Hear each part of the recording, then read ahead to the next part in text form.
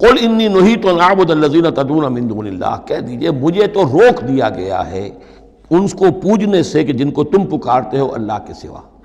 یہ لات عزیٰ منات ان کو میں نہیں پکار سکتا، مجھے روک دیا گیا ہے. مجھے تو حکم دیا گیا ہے لا تدعوا مع اللہ احدا، اللہ کے ساتھ کسی اور کو مت پکارو. قل لا اتبع اہواءکم، اور کہہ دیجئے ڈنکے کی چوٹ میں تمہاری خواہشات کی پیروی نہیں کر سکتا. قد ضللت اذن، اگر ایسا کروں گا تو میں خود گمراہ ہو جاؤں گا. وما انا من المہتدین، اور پھر نہ رہوں گا میں ہدایت والوں میں. قل انی علی بینۃ من ربی، اب اس کو ذرا نوٹ کر لیجئے. کہہ دیجئے کہ میں تو اپنے رب کی طرف سے ایک بڑی بینہ پر ہوں. میں جس راستے پر چل رہا ہوں روشن راستہ ہے میں اس کا باطن بھی جانتا ہوں، اس کی حقیقت بھی مجھ پر منکشف ہے. اور یہ بینہ اصل میں کیا ہے، یہ جا کر آگے سورہ ہود میں یہ بات زیادہ کھلے گی کہ بینہ جو ہے وہ ایک عام انسان کے لیے دو چیزوں سے بنتی ہے.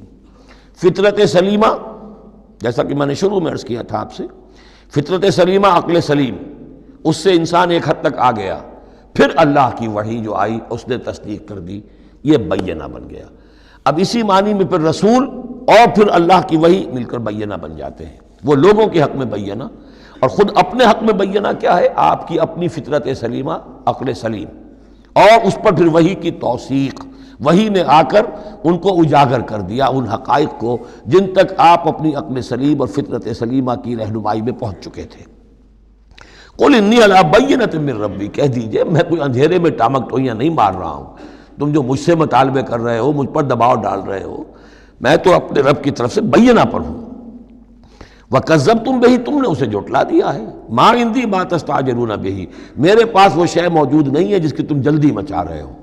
وہ جلدی مچاتے تھے لے آئیے عذاب، بہت سن چکے ہم، کان پک گئے سن سن کر ہمارے، عذاب آئے گا عذاب آئے گا عذاب. کہاں ہے وہ عذاب، کہاں رکا ہوا ہے؟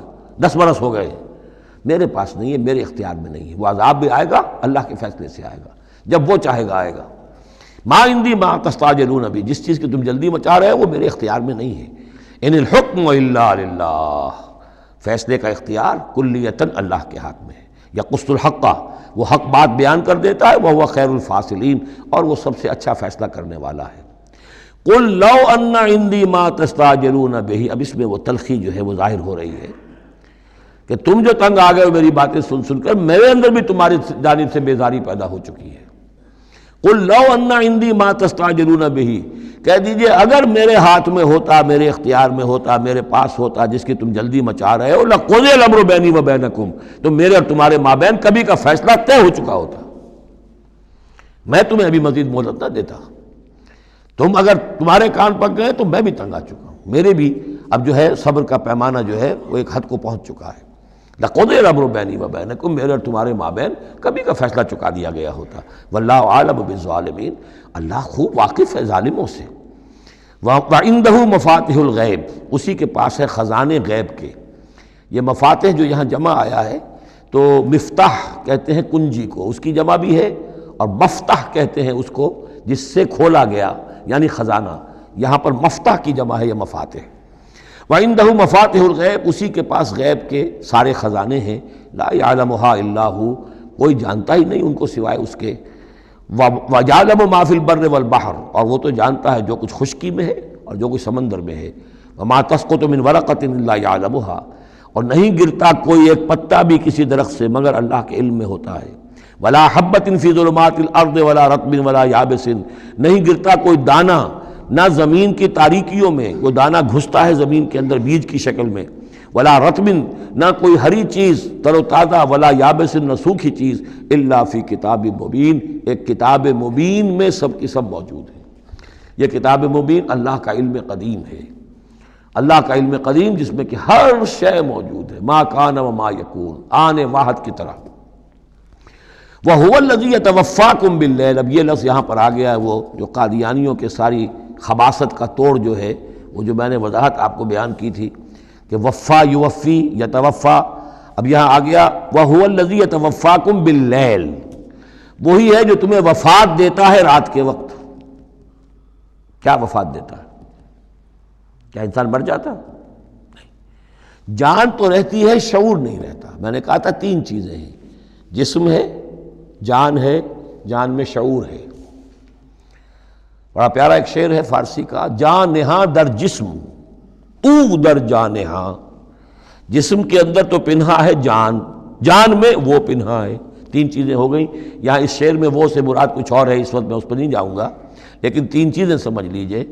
جانہا در جسم، جسم کے اندر جان پنہا ہے، او در جانہا، وہ جان میں نہا ہے، اے نہا اندر نہا اے جانے جان۔ یہ پھر کسی اور جگہ پر پڑھیں گے اس شعر کو انشاءاللہ۔ اب سمجھ لیجئے ایک جسم ہے، جسم میں جان ہے، جان میں شعور ہے، اصل شے تو شعور ہے، لہذا نیند میں صرف شعور لے گئے، موت ہوئی تو شعور بھی لے گئے، جان بھی لے گئے، اور عیسیٰ کو لے گئے، شعور بھی لے گئے، جان بھی لے گئے، جسم بھی لے گئے۔ تو توفع جو ہے کل کا کل پورے طور پر ہوا ہے حضرت عیسیٰ علیہ السلام کا۔ ہمارا توفع یا توفی جو ہوتا ہے وہ تو ادھورا ہوتا ہے، جسم یہیں رہ جاتا ہے، جان اور شعور چلا جاتے ہیں، اور نیند میں شعور چلا گیا۔ وَهُوَ الَّذِي يَتَوَفَّاكُم بِاللَّيْلِ وَيَعْلَمُ مَا جَرَحْتُم بِالنَّهَارِ، وہی ہے جو تمہیں وفات دے دیتا ہے، قبضے میں لے لیتا ہے، یتوفاکم رات کے وقت، اور وہ جانتا ہے جو کچھ کہ تم کرتے ہو دن کے وقت۔ ثم یبعثکم فیہ، پھر وہ دوبارہ اگلی صبح کو پھر تمہیں اٹھا دے گا، لیقضی اجل مسمی، تاکہ وہ تمہاری جو مہلت ہے وہ پوری ہو جائے۔ یعنی روزانہ ایک طرح سے ہم موت کی آغوش میں چلے جاتے ہیں۔ آدھی موت تو ہے، نیند کسے کہتے ہیں؟ آدھی موت ہے۔ یہی وجہ ہے کہ جو دعا ہے صبح کو اٹھنے کے وقت کی، جو مسنون دعا ہے، الحمدللہ الذی احیانی بعدما اماتنی والیہ النشور، کل شکر اور کل حمد اور کل تعریف اس اللہ کے لیے ہے جس نے مجھے دوبارہ زندہ کیا اس کے بعد کہ مجھ پر موت وارد کر دی تھی۔ نیند جو ہے وہ موت کی بہن ہے، اور اسی طرح اٹھنا ہے اللہ کی طرف۔ یہ بڑا ایک عجیب نکتہ ہے، اس کو ذہن میں اس کو اپریشیٹ کیجئے۔ جو شخص صبح آنکھ کھلتے ہی جس کے زبان پر یہ الفاظ آتے ہوں، الحمدللہ الذی احیانی بعدما اماتنی والیہ النشور، قیامت کے دن جب وہ اٹھے گا اس کی زبان پر یہی ترانہ خود بخود آ جائے گا، اس وقت ہوگا وہ 100% درست۔ الحمدللہ الذی احیانی بعدما اماتنی والیہ النشور، کیونکہ عادت پڑی ہے، ہمیشہ کہا ہے، جیسے ہی شعور آیا الحمدللہ الذی احیانی بعدما اماتنی والیہ النشور، تو یہ وہ ترانہ جو ہے جو کہ باعث بعد الموت کے وقت ہماری زبان پر ہوگا، اس کا ریہرسل ہے جو آپ روزانہ کریں گے اگر یہ عادت پختہ کر لیں۔ وَهُوَ الَّذِي يَتَوَفَّاكُم بِاللَّيْلِ وَيَعْلَمُ مَا جَرَحْتُم بِالنَّهَارِ ثُمَّ يَبْعَثُكُم فِيهِ لِيُقْضَىٰ أَجَلٌ مُّسَمًّى ثُمَّ إِلَيْهِ مَرْجِعُكُم، پھر اسی کی طرف تم سب کا لوٹنا ہے۔ ثُمَّ يُنَبِّئُكُم بِمَا كُنتُمْ تَعْمَلُونَ، پھر وہ تمہیں جتلا دے گا جو کچھ کہ تم کرتے رہے تھے۔